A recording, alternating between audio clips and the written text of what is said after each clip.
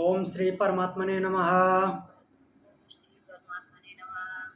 अथ वेदांत दर्शन अथ वेदांत दर्शन शांति पाठ। शांति पाठ। ओम पूर्णमद पूर्णमदा पूर्णमिदं पूर्णमिदं पूर्णात् पूर्णमुदच्यते पूर्णात् पूर्णमुदच्यते पूर्णस्य पूर्णमादाय पूर्णस्य पूर्णमादाय पूर्णमेवावशिष्यते। पूर्णमेवावशिष्यते।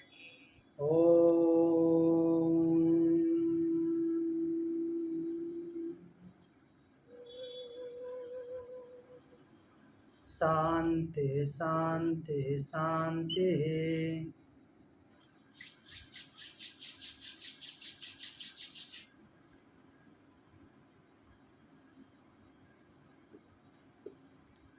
तो हम वेदांत दर्शन के प्रथम अध्याय के चतुर्थ पाद का आरंभ कल किए थे, जिसमें से 4 सूत्र हमने देखा था।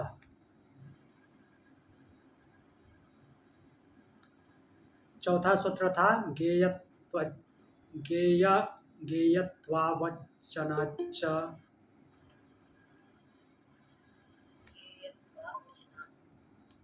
हाँ, तो इसमें बताया गया था कि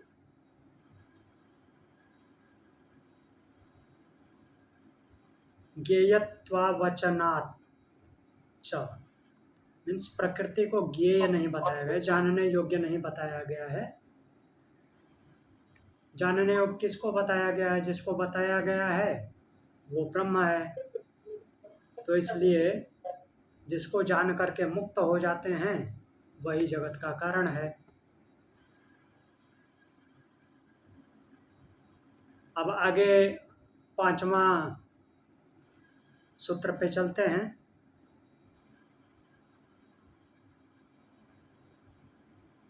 तो प्रकृति की ही बात चल रही है। वदतीति चेन्न प्राज्ञो ही प्रकरणात्,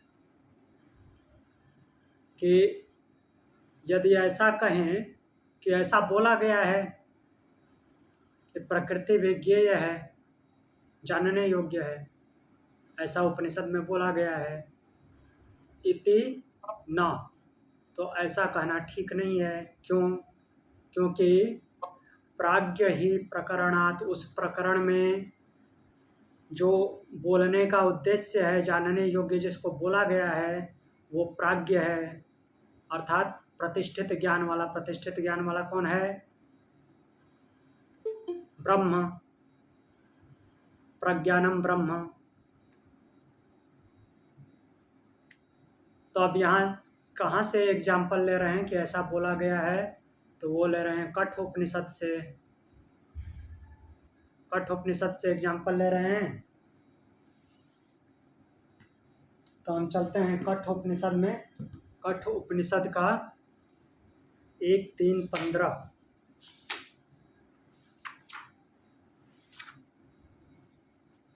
कठोपनिषद के 1:3-15 में बोला गया है, अशब्दम अशब्दम अस्पर्शम अरूपम अव्ययम तथा रसम नित्यम अगंधवच्च यत् अनाद्यनंतम महतः परम ध्रुवम निच्चाय तन्मृत्युमुखात् प्रमुच्यते।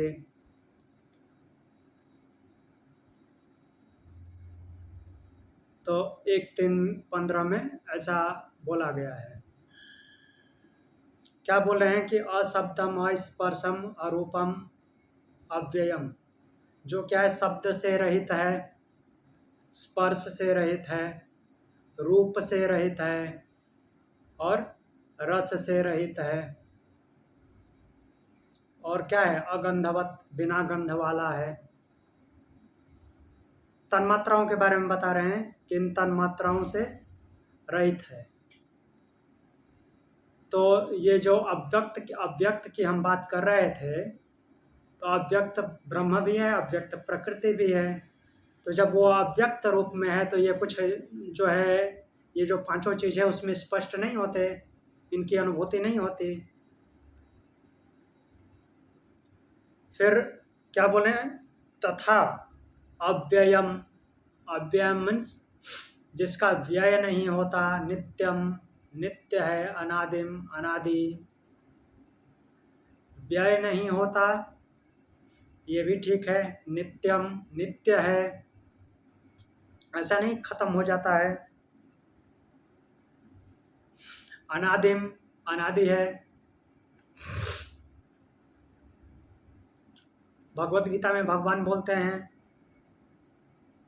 प्रकृतिम च पुरुषम च विद्यनादिया उभावपि, प्रकृति और पुरुष दोनों को अनादि समझो, तो अनादि प्रकृति भी है।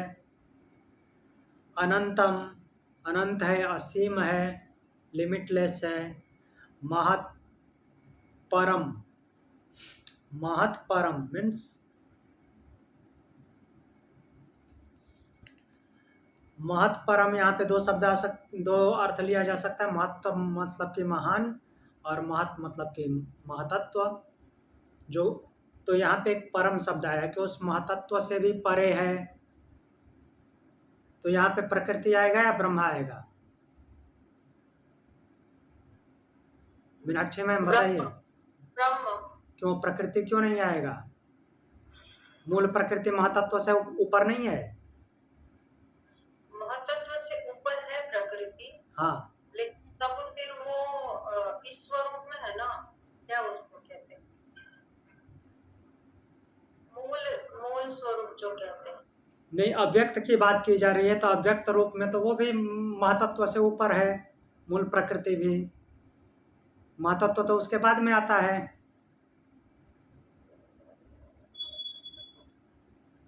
मूल प्रकृति में जब फंक्शन होता है तब महतत्व की उत्पत्ति होती है, जिसे बुद्धि कहते हैं जीवात्मा में।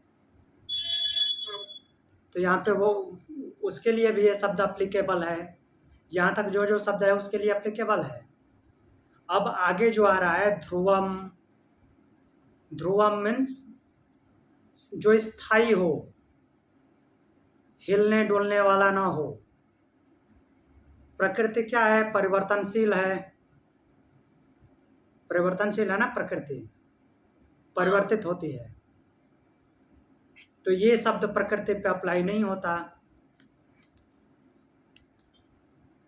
तत् निश्चय, उसे जान करके, मृत्यु मुखात प्रमुच्यते, मृत्यु के मुख से, प्रमुच्यते मीन्स प्रमुच्यते, मुच्यते मीन्स छूट जाता है, प्रमुच्यते मीन्स बिल्कुल ही छूट जाता है, मुक्त होने की पराकाष्ठा है। तो किसको जान करके मुक्त छूट जाता है? क्या प्रकृति को जान करके कोई छूट जाएगा मृत्यु के मुख से? प्रकृति को जान करके तो और जन्म मृत्यु के चक्कर में पड़ा रहेगा। ब्रह्म को जान करके छूट जाएगा।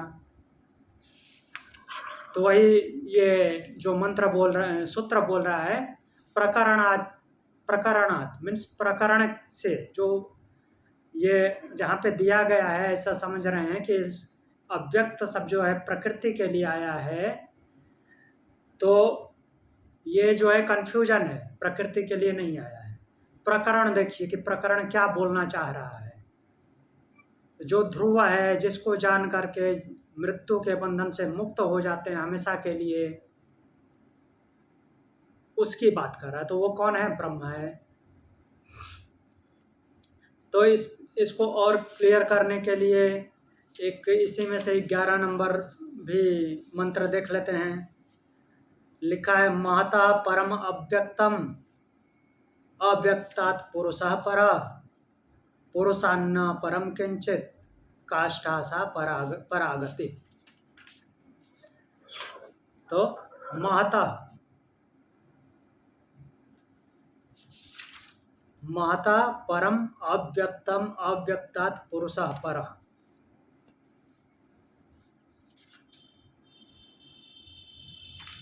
तो जो कौन सी वल्ली? दूसरी वल्ली में? नहीं, इसी तीसरी वल्ली में ही, तीसरी वल्ली का ही 11वां मंत्र, प्रथम अध्याय तीसरी वल्ली 11वां मंत्र।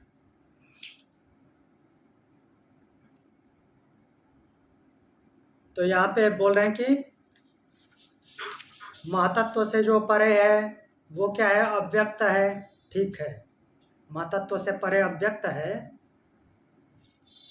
तो वो प्रकृति भी है, ब्रह्म भी है। अव्यक्त प्रकृति, मूल प्रकृति भी अव्यक्त है और ब्रह्म भी अव्यक्त है, ये समझ आ रहा है। अव्यक्तात् पुरुषः परः। अब यहाँ पे शब्द आया अव्यक्तात् पुरुषः परः। उस अव्यक्त से परे जो है, अव्यक्त से ऊपर जो है, वो कौन है? पुरुषः, अर्थात परमात्मा। और पुरुषात् परम किंचित न सा काष्ठा सा परागति। और पुरुषात् परम, पुरुष ही परम है, मीन्स परमात्मा से ऊपर और कोई नहीं, वही सर्वोपरि है। किंचित न, कुछ भी नहीं है, मीन्स पुरुष से परे, उस परमात्मा से परे कुछ भी नहीं है। सा काष्ठा, काष्ठा मतलब कि वही पराकाष्ठा है, अब उससे ऊपर कोई और नहीं है। सा परागति, और वही परम गति है। तो यहाँ दोनों मंत्रों के माध्यम से अव्यक्त को क्लियर किया है कि अव्यक्त किसके लिए आया है।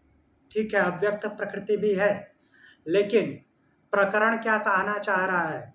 जैसे शिष्य ने या फिर जिसने भी प्रश्न खड़ा किया कि अव्यक्त के बारे में, तो मीन्स उस अव्यक्त को जानने के लिए तो उपनिषद में बोला गया है, तो अव्यक्त तो प्रकृति भी है, अर्थात प्रकृति को जानने के लिए बोला गया है। तो बादरायण जी ने क्या बोला? नहीं, प्रकरण देखो उसमें किस अव्यक्त की बात की गई है। तो ब्रह्म रूपी ब्रह्म अव्यक्त की बात की गई, ना कि प्रकृति अव्यक्त की। वो जानने योग्य ब्रह्म है। अब इस प्रकृति का कॉन्सेप्ट यहाँ से भी हम क्लियर कर लेते हैं भगवत गीता से। भगवत गीता है तो खोल लीजिए। भगवत गीता अध्याय 7।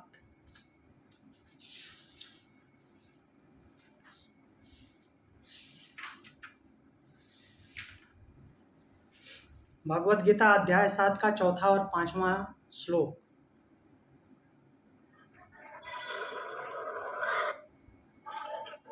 भूमिरापो नलो वायु खम मनो बुद्धिरेव च अहंकारम इत्ययम में भिन्ना प्रकृतिरष्टधा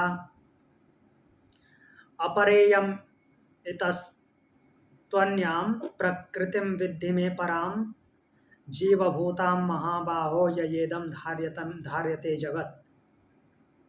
मिला? तो क्या बोले हैं भगवान? भूमिरापो नलो वायु खम मनो बुद्धिरेव च। भूमि, आप मतलब आप किसे बोलते हैं?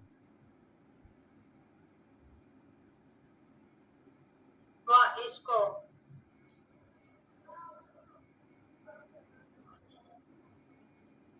अग्नि को।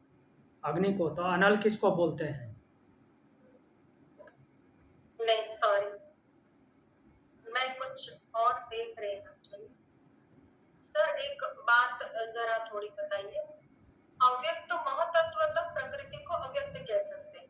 हाँ, नहीं, महतत्व अव्यक्त मूल प्रकृति है जहाँ कोई फंक्शन नहीं होता। ने अभी इसके पहले जो हमने बात की ना, हाँ। वही दिमाग में पूरा है। हाँ, परब्रह्म को अव्यक्त से परे भी परब्रह्म है।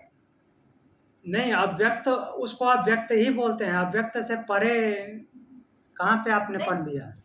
हमने एक सवाल पूछा था ना कि दोनों जो है, मतलब प्रकृति को भी कह सकते हैं अव्यक्त, यहाँ तक महतत्व तक तो प्रकृति भी अव्यक्त है, तो वो क्या था मतलब? हम महतत्व से ऊपर, महतत्व से ऊपर जो है, तो वहाँ पे प्रकृति, मूल प्रकृति अव्यक्त है, और ब्रह्म भी अव्यक्त है। ब्रह्म तो अव्यक्त है ही। तो आप पूछना क्या चाहते हैं, पूछिए। महतत्व तक प्रकृति अव्यक्त है, महातत्व तक की बात नहीं हो रही, महातत्व से ऊपर। प्रकृति में जब फंक्शन होगा तभी महातत्व आएगा ना। बुद्धि जो जीवात्मा में, उसका लेवल बुद्धि है।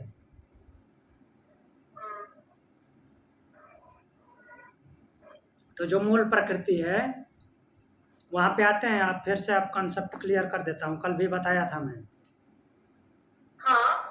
तो यहाँ पे जो भगवत गीता में भगवान बोल रहे हैं उसको देखिए। भूमि रापो नलो वायु खम मनो बुद्धि रे वश। भूमि, पृथ्वी, आप, जल, अनल। अनल किसको बोलते हैं? वायु। अनल वायु को बोलते हैं। अग्नि को। हाँ, वायु।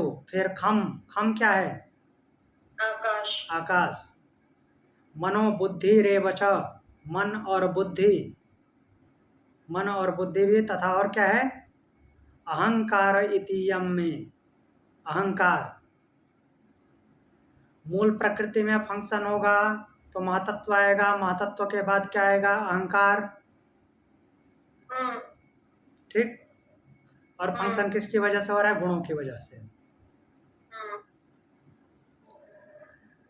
तो और होगा कब? जब उस परमात्मा का प्रवेश होगा, मतलब वो परम ब्रह्मा पर रूप में हो जाएगा। वही बात देख रहे हैं यहाँ पे कि दो प्रकार की प्रकृति बताई है ना भगवान ने, अपरा और परा। तो अपरा कौन है और परा कौन है? अहंकार इति यम माम भिन्ना प्रकृति रष्टधा। ये 8 भिन्न लक्षणों वाली मेरी प्रकृति है, ऐसा बोल रहे हैं भगवान। 8 भिन्न लक्षणों वाली, 8 भिन्न लक्षणों वाली मेरी प्रकृति है। 8 भिन्न लक्षण कौन कौन से हैं? भूमि रापो नलो वायु खम मन बुद्धि अहंकार। 5 महाभूत और मन बुद्धि अहंकार, ये 8 भिन्न लक्षणों वाली मेरी प्रकृति है, ऐसा बोल रहे हैं। मेरी प्रकृति क्यों बोल रहे हैं? प्रकृति उनकी है, वो तो अनादि है।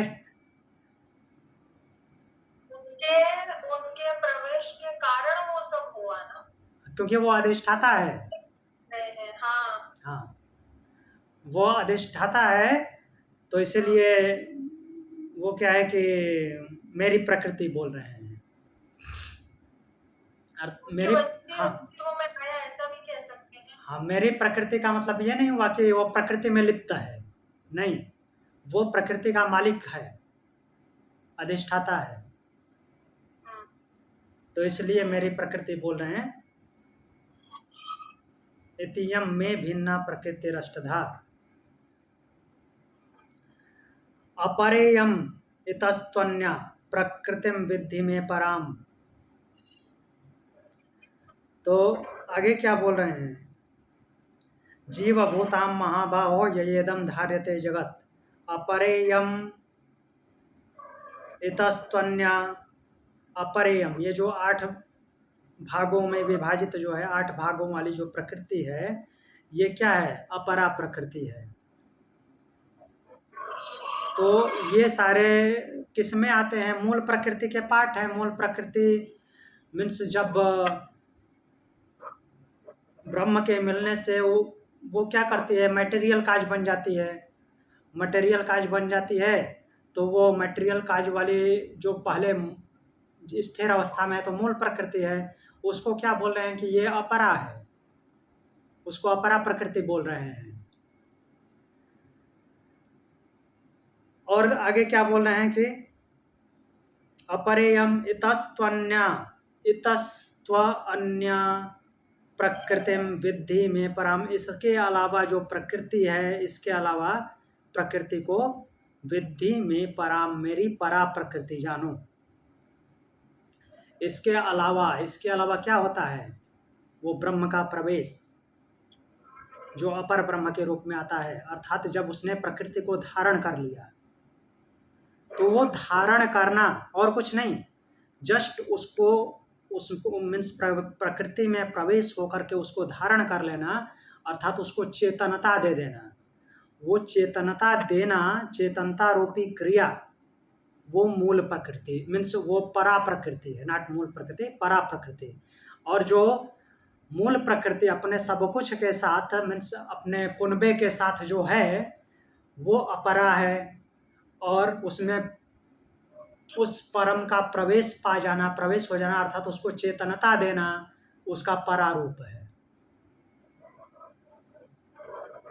चेतनता प्रकृति को जो चेतनता प्राप्त हो रही है ब्रह्म से अर्थात चेतना आ रही है वो तो चित्त है ही।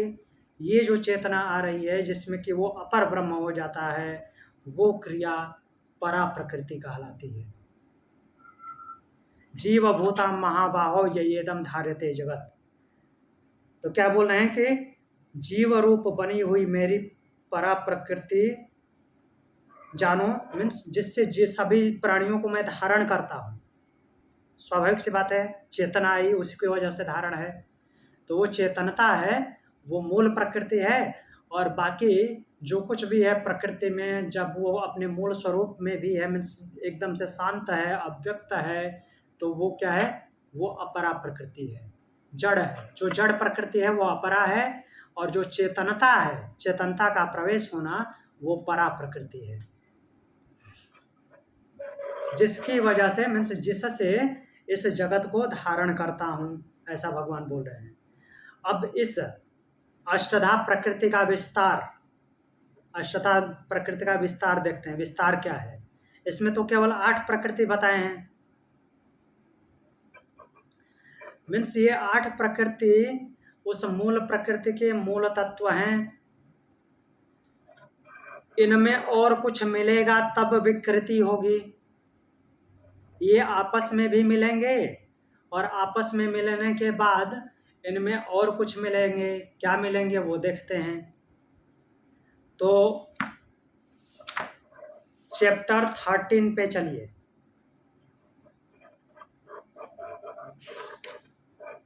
चैप्टर 13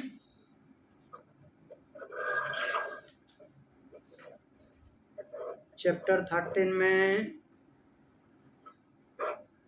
एक मिनट, चैप्टर 13 रुकिए मैं बताता हूँ कौन सा श्लोक है।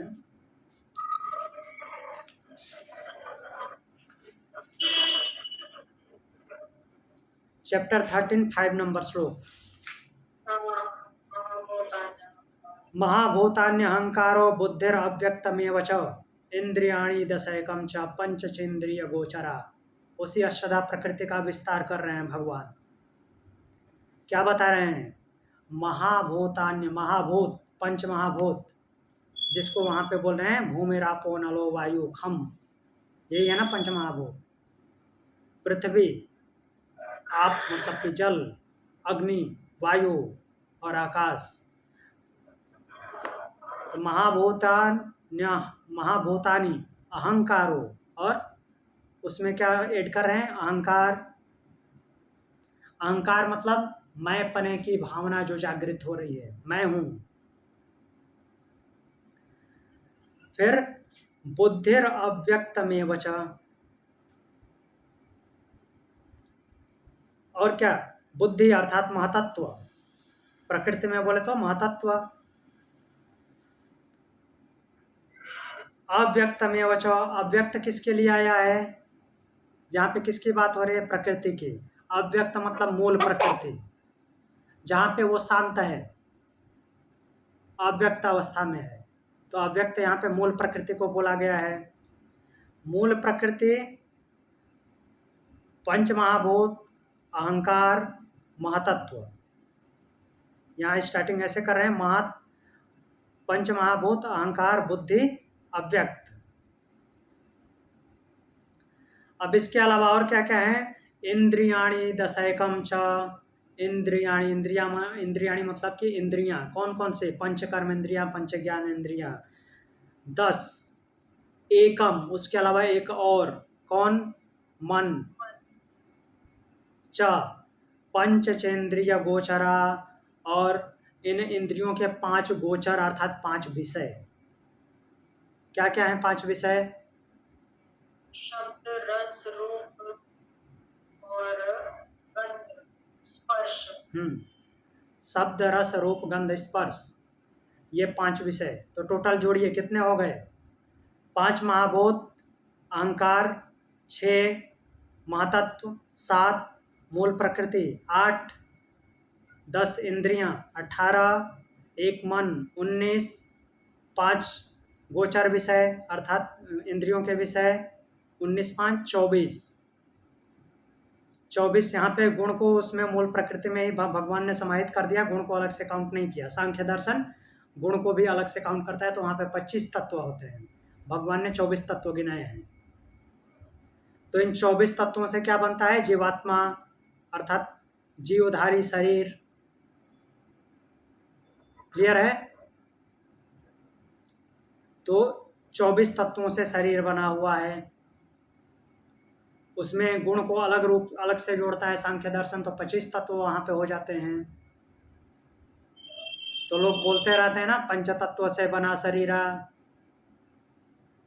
तो वो रट्टू तोता है। पंचतत्व से शरीरा नहीं है, ये 24 तत्वों से शरीर बना है।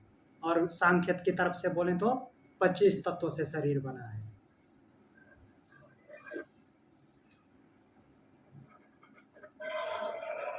इतना क्लियर हुआ प्रकृति के बारे में? प्रकृति क्या है, इसको ध्यान में रखना है।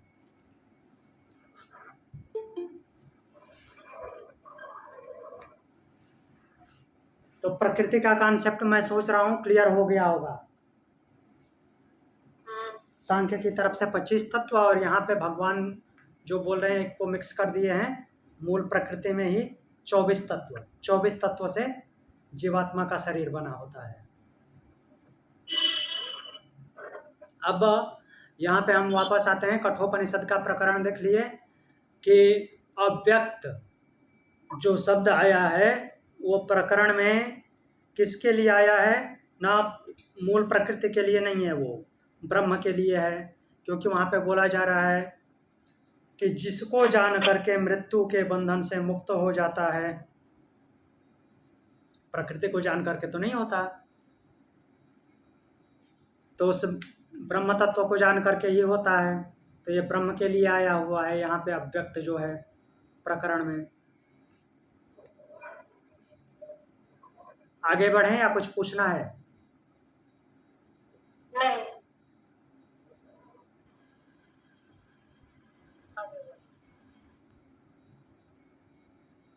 तो आगे देखते हैं। छठा मंत्र है, छठा मंत्र नहीं, छठा सूत्र, कि त्रयाणामेव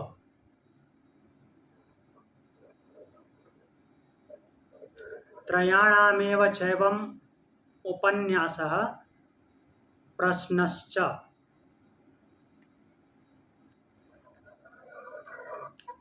कि तीन का ही एवं इस प्रकार उपन्यासात में से उपन्यासित हुआ, उल्लेख हुआ है। च प्रश्न, और यह प्रश्न भी है। तो ये तीन क्या है? तीन का उल्लेख क्या है? कठोपनिषद में फिर चलते हैं। तीन चीज के बारे में पूछा गया है, इससे भी सिद्ध होता है कि यहाँ पे बात जो है ब्रह्म की है, प्रकृति की नहीं। नचिकेता याद है? नचिकेता ने प्रश्न पूछे थे तीन, उन प्रश्नों के माध्यम से तीन चीजें पूछी थी। एक अग्नि, दूसरा जीवात्मा, और उस जीवात्मा के माध्यम से आत्म तत्व के बारे में बात की थी एक्चुअली। तो आत्म तत्व के माध्यम से उन्होंने क्या किया? यमराज ने जीवात्मा और परमात्मा दोनों का प्रकरण समझा दिया।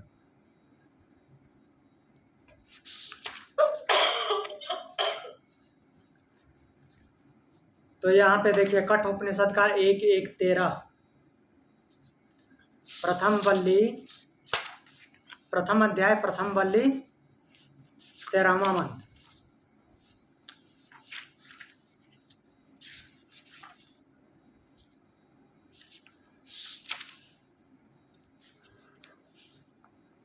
प्रथम अध्याय प्रथम वल्ली 13वां मंत्र।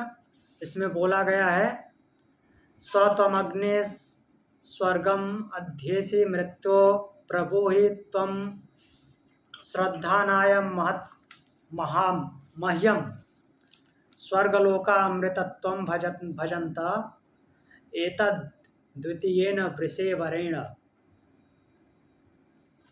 अर्थात दूसरे वर के बारे में बात हो रही है कि हे मृत्युदेव, सत्वम कि आप स्वर्ग की अग्नि को अध्येसी जानते हैं। आप स्वर्ग की अग्नि को जानते हैं। अग्नि के बारे में बात की है। यहाँ पे क्या सूत्र बोल रहा है?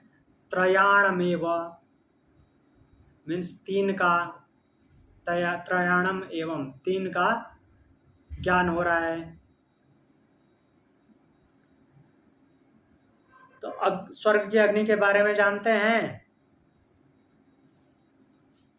तो उसको अच्छी तरह से समझाकर मुझे कहिए कि वो स्वर्ग की अग्नि क्या है।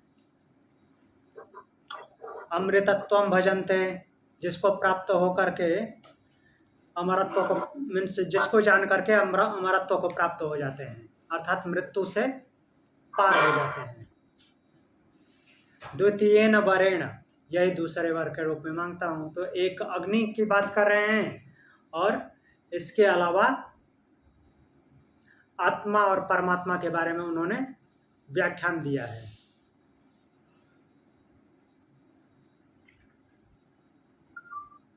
तो उसी बात को ये जो सूत्र है त्रयमाणेव चैवमुपन्यास प्रश्नश्च, और उन तीनों ये जो प्रश्न पूछा गया है नचिकेता के द्वारा, इसको जान करके क्या हो जाता है, उस वहाँ पे प्रकरण में क्या आया है कि इसको जानने से अमृतत्व को प्राप्त हो जाता है।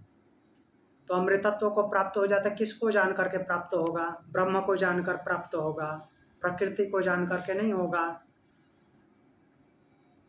तो इससे भी यही सिद्ध होता है कि यहाँ पे जो अव्यक्त विषयक प्रकरण चला है वो अव्यक्त प्रकृति नहीं, यहाँ पे ब्रह्म के लिए आया है।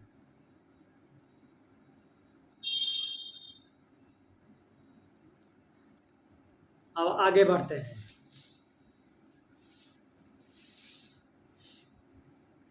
एक और उदाहरण लिए हैं।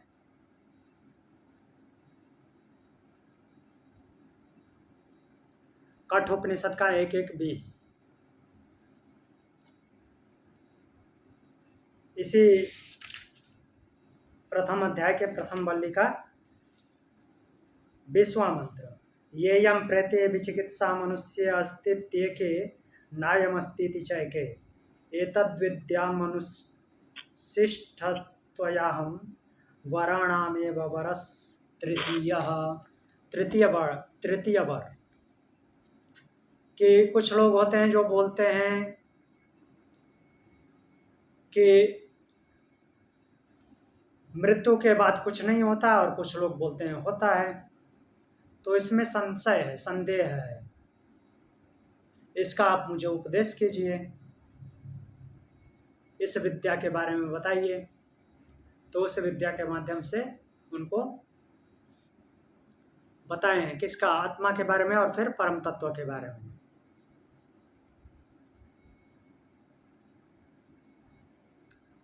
तो इसी कठोपनिषद का पहले अध्याय का जो दूसरी वल्ली है, द्वितीय वल्ली, उसका 14वां मंत्र, 14वें मंत्र में बोलते हैं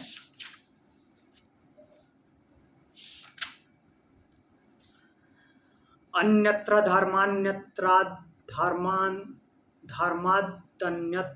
समात् कृतात् अन्यत्र भूताच्च भव्याच्च यत्तत् पश्यसि तद्वद।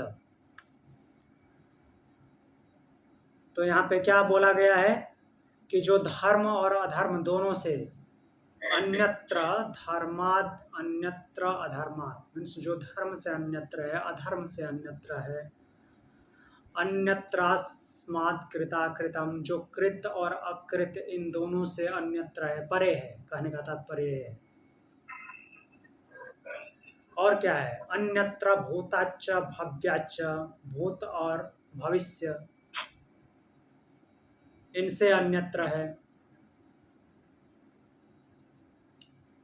यत्तत् पश्यति तद्वद,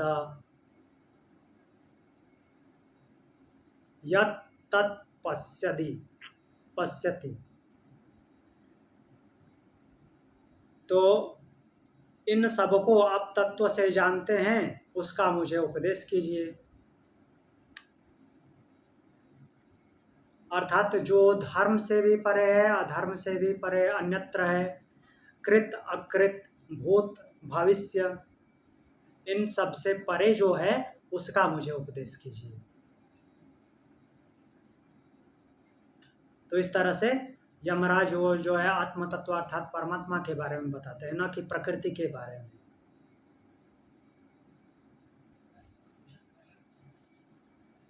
अब आगे देखते हैं।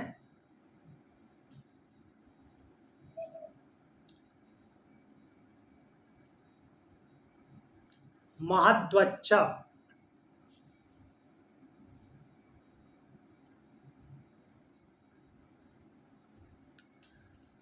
महद्वच्च मीन्स महत जो शब्द है उसी प्रकार ही इसको दूसरे अर्थ में लेना अयुक्त नहीं है, ऐसे बोला गया। मीन्स ऐसा युक्त है, ऐसा नहीं मानना चाहिए कि मात शब्द की तरह इसको अलग बता रहे हैं। तो कठोपनिषद का 1:3-10, बुद्धेरात्मा महान परः, ये एक एग्जाम्पल लिए हैं।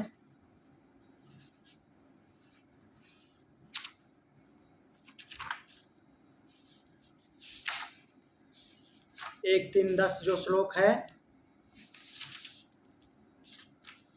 इंद्रियभ्य पराम ह्यार्था अर्थेभ्यश्च परम मनः मनसस्तु परा बुद्धि, और बुद्धेरात्मा महान परा मनसस्तु परा बुद्धि मीन्स जो मन से भी परे है वो क्या है? बुद्धि है। बुद्धेरात्मा, और बुद्धि से भी परे जो है वो किसको बोल रहे हैं? जीवात्मा। यहाँ पे दो खंड में आया हुआ है, बुद्धेर आत्मा महान परः। तो आत्म तत्व यहाँ पे परमात्मा को ही समझना है, मीन्स वो परमात्मा को बोल रहे हैं। तो बुद्धि से भी जो परे है वो आत्म तत्व अर्थात परमात्मा है।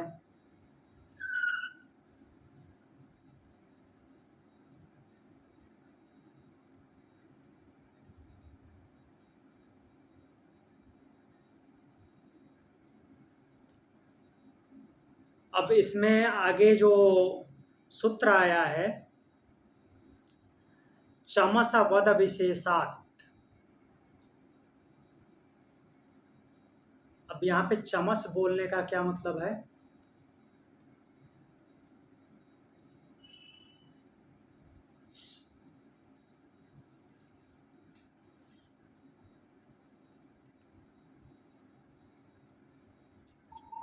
चमस शब्द इसलिए आया है कि यहाँ पे अभी तक जो प्रकरण पढ़ रहे थे, अव्यक्त को पकड़ के रखा हुआ है कि अव्यक्त एक ही चीज को मीन्स प्रकृति को बनाना चाहिए। जो क्वेश्चन उठा रहा है, क्वेश्चन प्रश्न उठाने वाला प्रकृति के पीछे पड़ा हुआ है कि अव्यक्त को प्रकृति मानो, अव्यक्त को प्रकृति मानो, ऐसा है।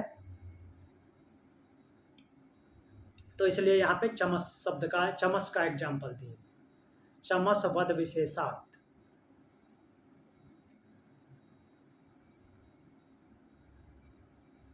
अविशेषात, विशेषता का उल्लेख न होने से चमसवत, चमस की भांति यहाँ पे पहचान हो रही है अव्यक्त की, विशेषता का उल्लेख न होने से। अलग अलग माध्यमों से तो बताए, लेकिन फिर भी बोल रहे हैं कि विशेषता का उल्लेख न होने से ऐसा प्रतीत हो रहा है, ऐसा मीन्स ध्यान में आ रहा है कि वो अव्यक्त जो है वो प्रकृति है, अव्यक्त प्रकृति है। ब्रह्म को क्यों माने। तो अब यहाँ पे एग्जांपल ले रहे हैं। चम्मच वर्ड का मीनिंग क्या है? चम्मच मतलब चम्मच। चम्मच, यहाँ पे चम्मच को डायरेक्टली वो लेना है जिससे कि जिस चम्मच से आहुति डाली जाती है, वो लंबा वाला होता है ना चम्मच, जिससे घी उठा करके हवन कुंड में डाला जाता है। चम्मच चम्मच। नॉर्मली तो पेड़ों के पत्तों से डालते हैं, अभी भी पेड़ों के पत्तों से ही डालते हैं, उसका ही चम्मच बनाते हैं, उससे डालते हैं। लेकिन वो चम्मच पहले से चला आ रहा है, जो मेटल का बना होता है, उसको घी में डुबोते हैं, उठा के अग्नि में डालते हैं। तो कहने का तात्पर्य ये है कि उसके गोल वाले पार्ट को ही केवल चम्मच समझा जा रहा है, केवल उसी भाग को देख करके ऐसी बात की जा रही है, ऐसा लग रहा है। उसका जो हैंडल है वो भी तो चम्मच का ही पार्ट है। तो पूरा देखिए, पूरा किससे सम्मिलित तो होकर के पार्ट बन रहा है। तो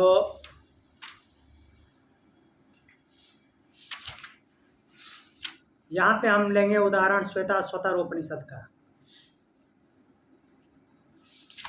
श्वेताश्वतर उपनिषद में अध्याय 4 का 5वां श्लोक पे चलते हैं।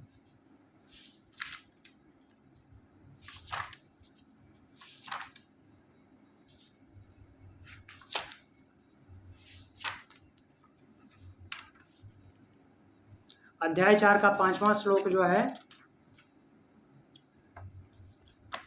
उसमें क्या बोला गया है? अजामेकाम मिला? रुकिए, मैं इधर भी खोल देता हूँ। नहीं मिला सर। हाँ, बाकी लोगों के लिए भी ठीक रहेगा ना।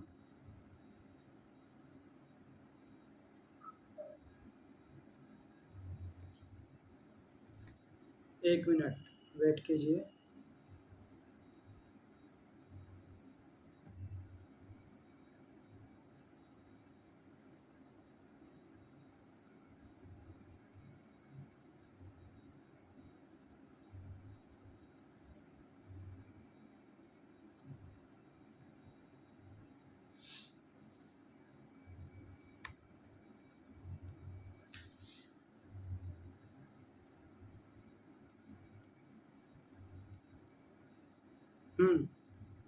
ये दिख रहा है?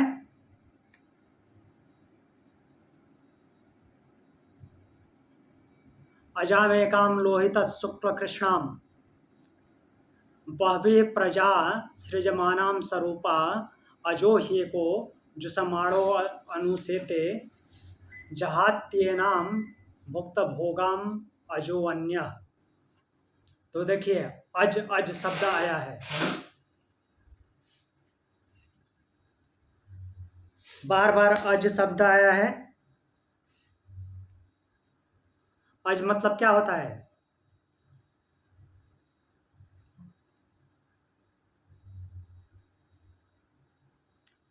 अज मतलब बताइए क्या होता है? बहुत जगह आया है, बहुत बार भगवत गीता में भी पढ़ा हुआ है, बहुत बार उपनिषद में भी पढ़ा हुआ है। जल्दी से। मतलब जन्म ना, ज मतलब जन्म। हाँ, ज मतलब जन्म, अज मतलब कि अजन्म, जिसका जन्म नहीं होता। अजामेकाम लोहिता शुक्ल कृष्णा बहे प्रजा सृजमानम स्वरूपा। स्वरूपा अपने ही समान रूप वाला,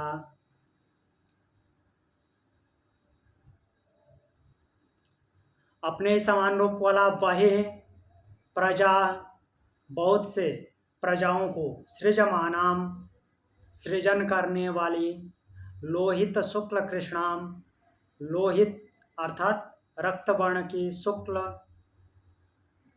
शुक्ल मतलब कि उज्जवल वर्ण, सफेद नहीं, कलरलेस उज्जवल, हाँ ब्राइट, कृष्णम काले रंग की, ये त्रिगुणात्मक प्रकृति। अब लोहित शुक्ल कृष्ण ये किसके किसके लिए आया है बताइए? अभी इतना लंबा चौड़ा प्रकृति का और ब्रह्म का एक्सप्लेनेशन देखा, भगवत गीता के माध्यम से भी देखा। शुक्ल जो है वो सतु के लिए, हाँ लोहित जो है वो रजो के लिए, और कृष्ण जो है वो तमो के लिए। जी, गुड। तो शुक्ल रंग है सतोगुण के लिए, लोहित है वो रजोगुण के लिए, कृष्ण है तमोगुण के लिए। ये त्रिगुणमयी है, अर्थात 3 गुणों वाली प्रकृति। क्या करती है? अपने जैसे ही वो क्या है, स्वरूपा, अपने जैसे बहुत से प्रजाओं को रचने वाली। अजो हे के, अजो मतलब कि फिर अजो आया है, अर्थात अजन्मा। जो सामाड़ो अनुसेते, तो यहाँ पे अज आया है। सबसे पहले क्या है? अजाम, अजाम। जहाँ पे आ की मात्रा आ गई पीछे, तो किसके लिए हो गया? फेमिनाइन हो गया, स्त्रीलिंग। तो वो किसके लिए आया है? प्रकृति के लिए। तो सीधा सीधा मंत्र क्या बोल रहा है? क्या डिक्लेयर कर रहा है? प्रकृति अजन्मी है। बार बार हम पढ़ रहे हैं ना, अनादि अनादि अनादि। तो प्रकृति को पैदा करने वाला कोई नहीं है, प्रकृति अजन्मी है, मंत्र भी बोल रहा है। वो अपने ही जैसे रूप वाली, अपने जैसे रूप वाली स्वरूपा, अर्थात कि उसमें जो कुछ भी है, जो भगवान बोल रहे हैं 24 तत्व, सांख्य के हिसाब से 25 तत्व, तो उन सब से मिला करके अपने ही रूप वाली सब कुछ की रचना करती है। और वो त्रिगुणात्मक है।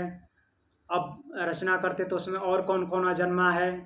अजो हे के जो समाड़ो अनुसेते जहात्ये नाम भुक्त भोगा, अजो अन्य, 2 बार और अज आया है। तो बोल रहे हैं कि निश्चित रूप से ही एक जो अज है, अजन्मा है, वो क्या होता है? जो समाड़ा अनुसेते, जो समाड़ा, वो क्या होता है? आसक्त होता है, उसमें लिप्त होता है।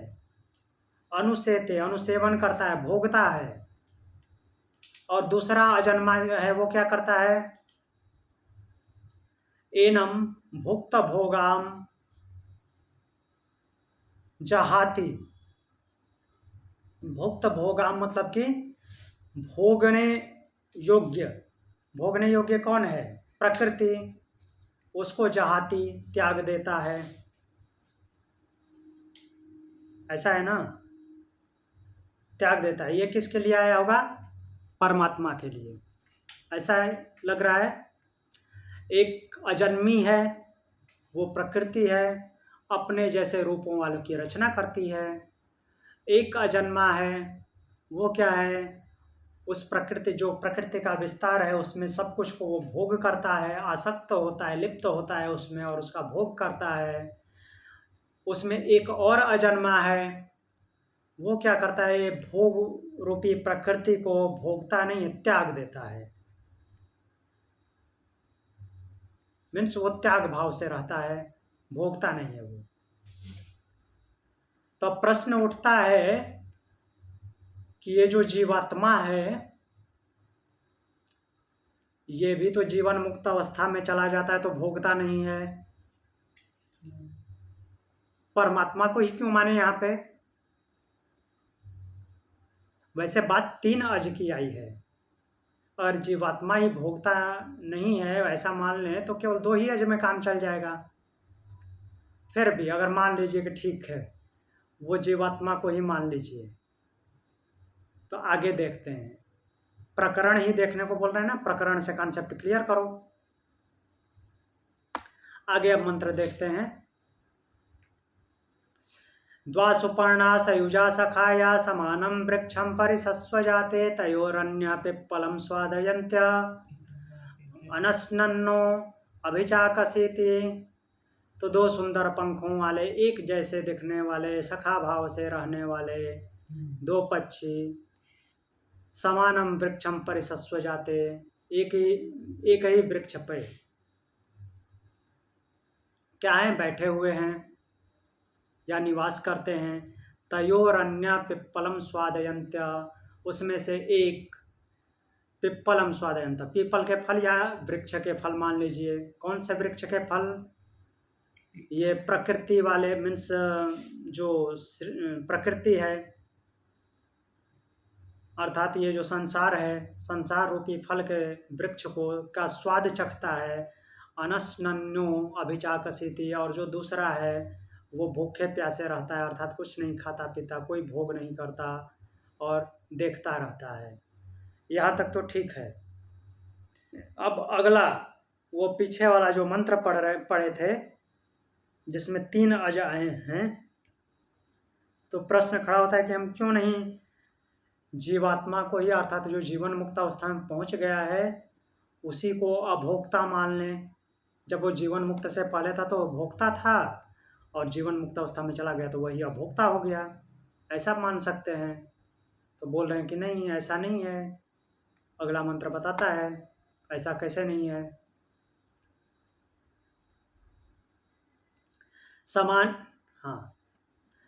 समाने वृक्षे पुरुषो निमग्नो अनीशया शोचति मुह्यमानः ज्योष्टं यदा पश्यत् अन्यमीशम् अस्य महिमानम् इति वीतशोकः।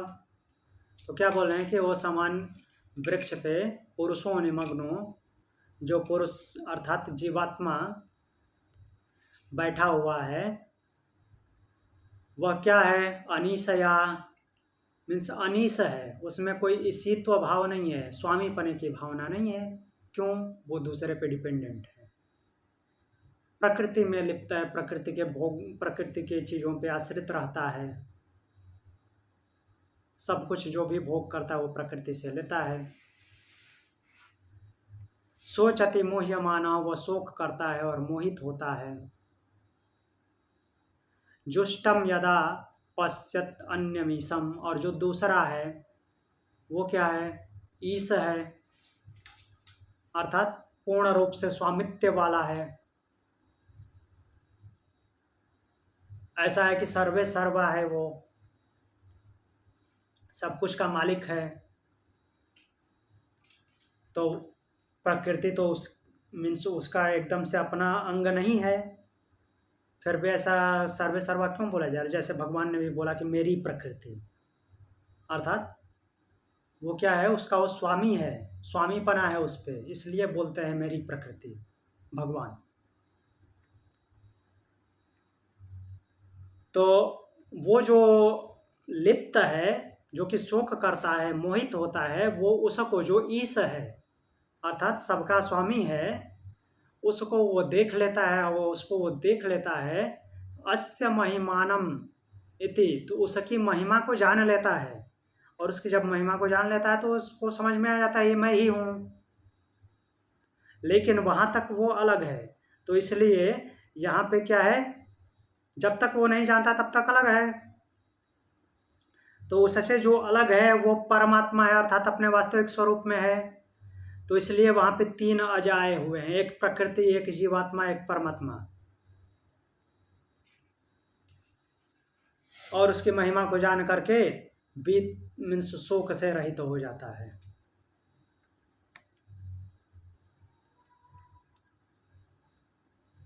तो इसके लिए अभी आगे और देखेंगे। विस्तृत रूप है। हाँ, 3 में एक परमात्मा है, एक जीवात्मा है और एक प्रकृति है। हाँ, जो विस्तृत रूप है उसको प्रकृति कहा गया है, जो देहधारी है वो जीवात्मा है जी, और परमात्मा जो मुक्त है वो परमात्मा है। जो विस्तार में है वो प्रकृति। हाँ, वो बात जो फैली हुई है, जो मीन्स दृश्य जगत है, वो प्रकृति है, जिसका ये जीवात्मा उपभोग करता है, भोगता रहता है। नॉट ओनली ह्यूमन, कोई भी प्राणी होने दीजिए, जितने भी चर हैं उसी का उपभोग करता है ना। खाना पीना वहीं से आता है, घूमना फिरना उसी में है, सब कुछ उसी में होता है।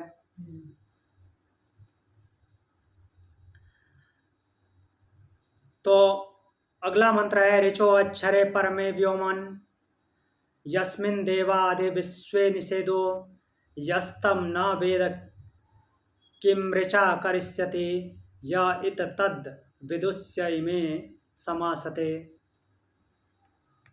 तो इस मंत्र के माध्यम से बोल रहे हैं कि यस्मिन विश्वे, जिसमें, विश्व मतलब कि संपूर्ण संसार, देवा देवता, अधि निषेधु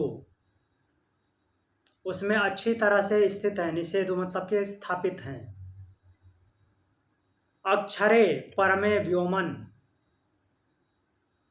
जो कि अक्षर है, अविनाशी है, परमे व्योमन परम व्योम में अर्थात परमाकाश में, जिसको कि हृदय आकाश भी बोलते हैं, ऋचा मीन्स जिसमें ऋचाएं स्थित हैं अर्थात ज्ञान है, ज्ञान का भंडार है जो, यह तम न वेद उसको जो नहीं जानता, ऋचा किम करिष्यति तो वो केवल ऋचाओं को जान करके क्या कर लेगा, मीन्स केवल ये त्रय विद्या को जान करके क्या कर लेगा, अर्थात वो मुक्त नहीं हो सकता, उसको जानना जरूरी है। ये तत्विदु और जो उसको जान लेता है, इमे समासते वो उसी में स्थित हो जाता है।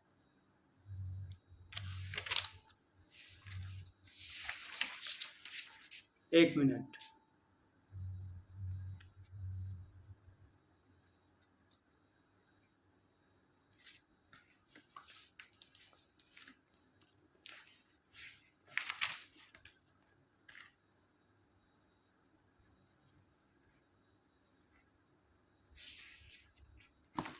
इसके आगे जो है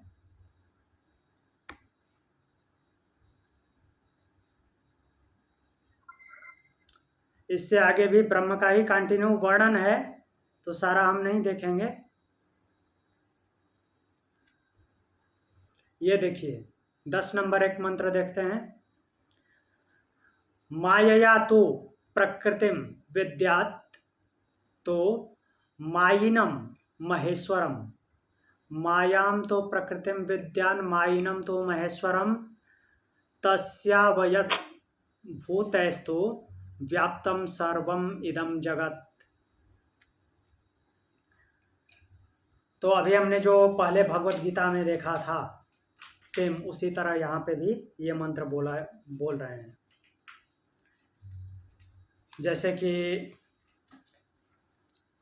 जो भगवत गीता का 7वें चैप्टर का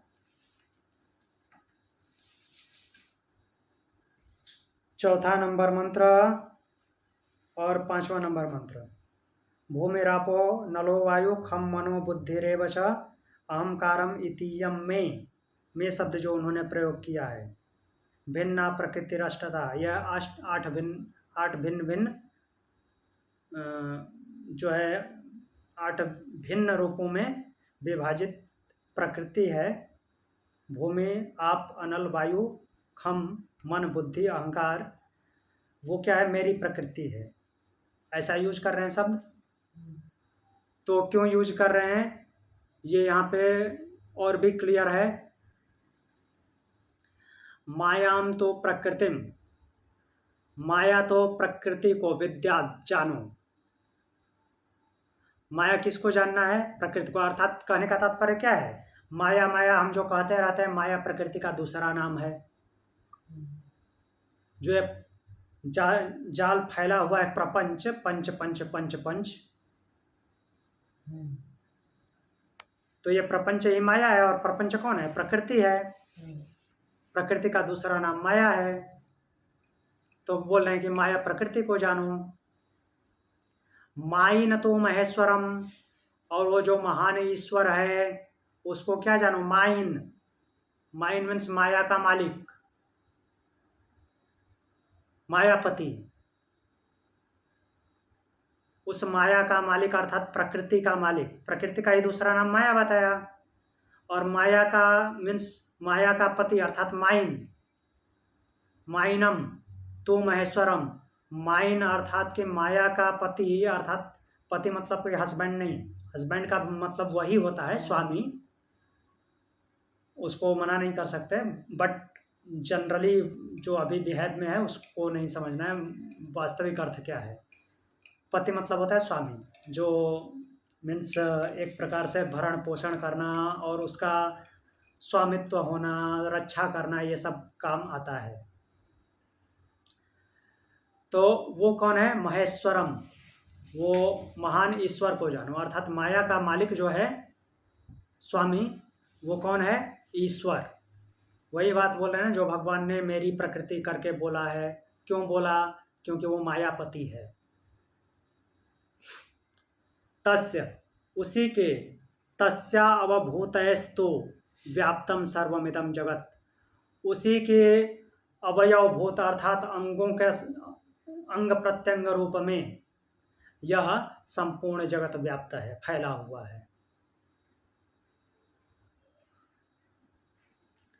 तो इससे क्लियर हो रहा है कि जो जगत का कारण है, जिसको हम अव्यक्त अर्थात अव्यक्त भाव से प्रकृति को बार बार बोल रहे हैं कि प्रकृति को मानो, प्रकृति को मानो, प्रकृति नहीं, वो ब्रह्म है। क्योंकि वो ब्रह्म, यहाँ पे क्या बोला जा रहा है कि ब्रह्म जो है वो माया का भी पति है, अर्थात प्रकृति का स्वामी है वो, और उसकी वजह से सब कुछ है।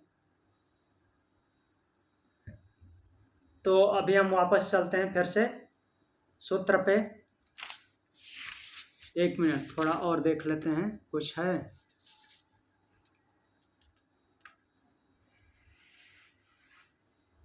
ठीक है, यहाँ पे वापस हम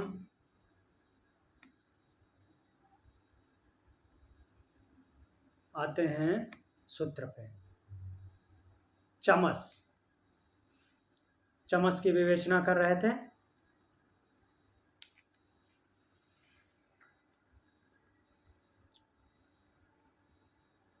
तो परमात्मा इस जगत का कारण है, हमने श्वेता श्वेतर के माध्यम से देख लिया।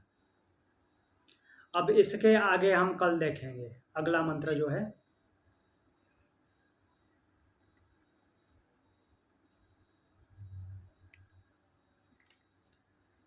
ज्योति रूप क्रमातु तथा यधियत एके। तो इसमें आधा हमने समझ लिया है ये श्वेता श्वेतर के माध्यम से। इसमें छांदोग्य का भी एग्जाम्पल ले लेंगे, तो इसको हम कल देखेंगे। इस बुक में जो एक्सप्लेनेशन दिया हुआ है वो कुछ थोड़ा अलग है। इसमें इस भाव से व्याख्या कर रहे हैं। अब प्रकृति प्रकृति या दोनों जगह एक ही जैसी बताई गई है। यहाँ पे बार बार बोल रहे हैं कि सांख्य की प्रकृति जैसी ये प्रकृति नहीं है। सांख्य की प्रकृति अलग थोड़ी है, प्रकृति प्रकृति है। ठीक है, तो अब इसको कल देखेंगे। प्रणाम। ओम शांति। ओम शांति।